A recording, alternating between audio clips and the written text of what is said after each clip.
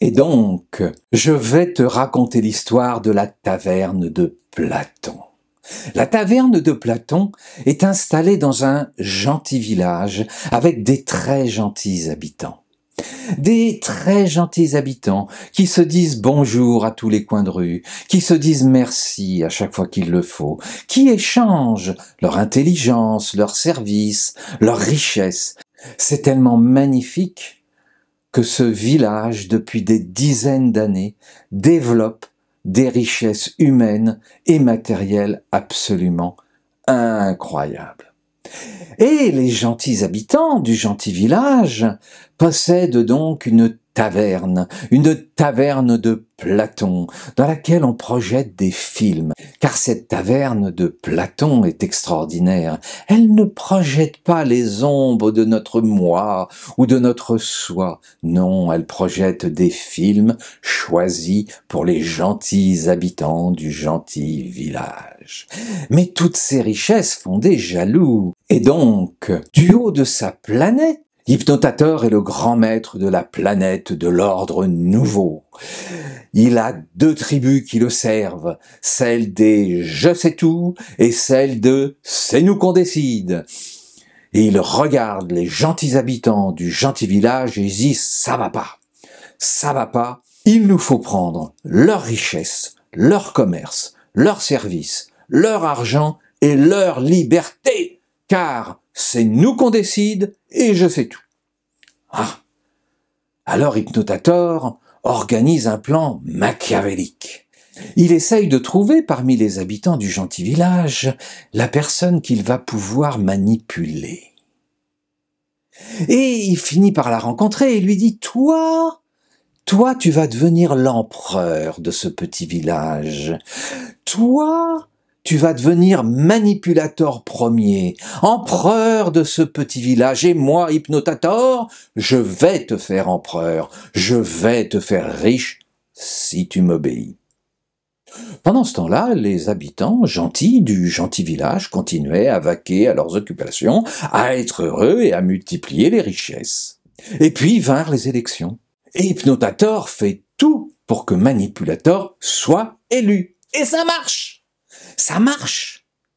Car, en fait, les gentils habitants du gentil village passent plus de temps dans la taverne de Platon qu'à se poser des questions. Et pendant quelques années, Manipulator propose des lois pour protéger, pour sauvegarder, pour préparer soi-disant l'avenir. Et les gentils habitants du gentil village ne voient rien venir. Ils se disent « Quel empereur magnifique ! Il ne pense qu'à nous protéger. Il ne pense qu'à nous faire du bien. »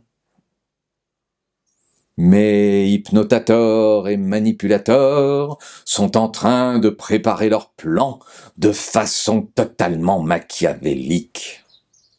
Et un jour, Hypnotator décide que c'est le moment. Il faut maintenant s'accaparer les richesses, les libertés, les commerces, tout ce qui fait la vie des gentils habitants du gentil village.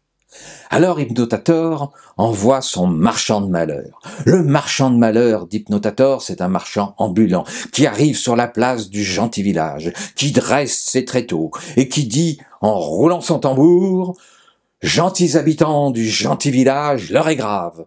J'arrive du pays du soleil radieux. Et au pays du soleil radieux, on meurt de façon terrible. Les enfants meurent, les vieillards s'écroulent. Il existe là-bas un virus épouvantable qui envahit le monde. C'est pire que la peste, c'est pire que le choléra. Vous allez tous mourir sauf... Attendez, ce que je vous raconte, je l'ai vu, je l'ai entendu. Et d'ailleurs, il répétait sans cesse, comme tous les marchands de malheur, il répétait sans cesse, vous allez mourir, ne vous aimez pas, ne vous embrassez pas. Et le marchand de malheur dit, mais attendez, n'ayez pas si peur que ça, j'ai le flacon magique, il va tous vous sauver. Et la ruse d'Hypnotator marcha à merveille, et quelques habitants du gentil village coururent chercher le flacon magique. Et le village se déchira. Il y a ceux qui disaient « Ne touche pas à ça, rappelle-toi l'histoire, réfléchis, analyse, allons voir les grands sages pour savoir ce qu'ils en pensent. » Et d'autres disaient « Mais non, mais non, mais non, mais non, mais non, il a raison, ce marchand ambulant. » Il le répète, il le répète, il le répète. Et il paraît que dans chaque village, il y a des marchands qui répètent la même chose. Donc il ne peut pas y avoir de hasard. Oh, une partie des habitants du gentil village disait « Oh, on va voir, on va attendre un peu pour voir. » Et les habitants gentils du gentil village se mirent à se déchirer, à se haïr, à se dénoncer. Hypnotator était content, Manipulator aussi. Quoi de mieux que les gens se désagrègent les uns contre les autres. On va pouvoir leur piquer leur commerce. On va pouvoir leur piquer leur richesse. C'est pas magnifique, ça?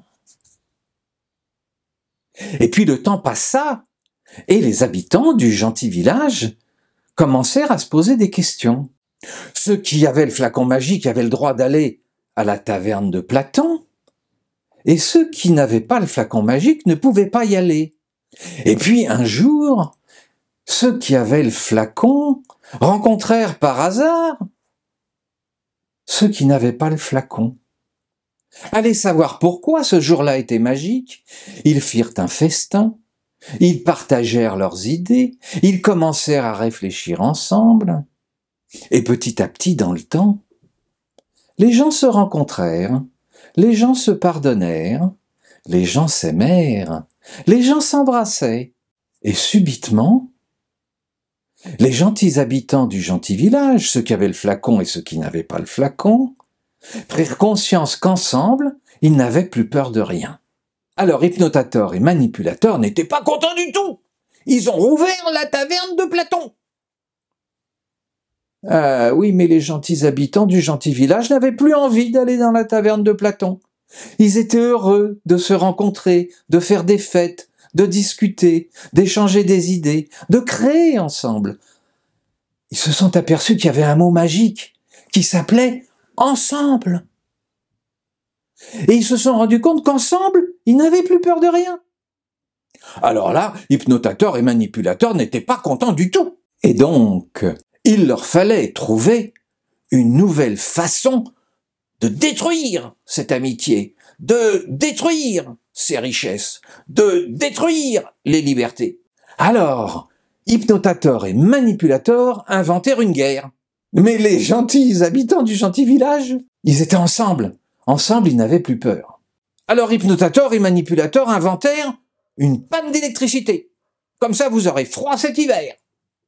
Et puis, on va vous la vendre très cher pour vous piquer votre argent. Et les habitants du gentil village continuaient à être ensemble et à faire la fête.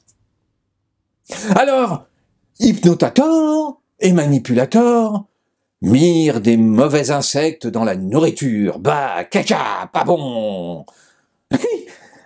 Mais les gentils habitants du gentil village n'en avaient que cure.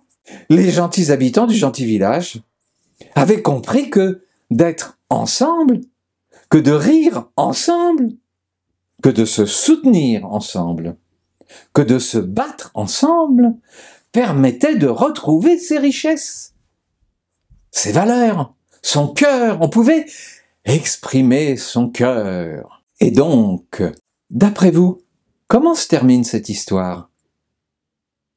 J'aimerais qu'on en parle tous ensemble, quand vous voulez.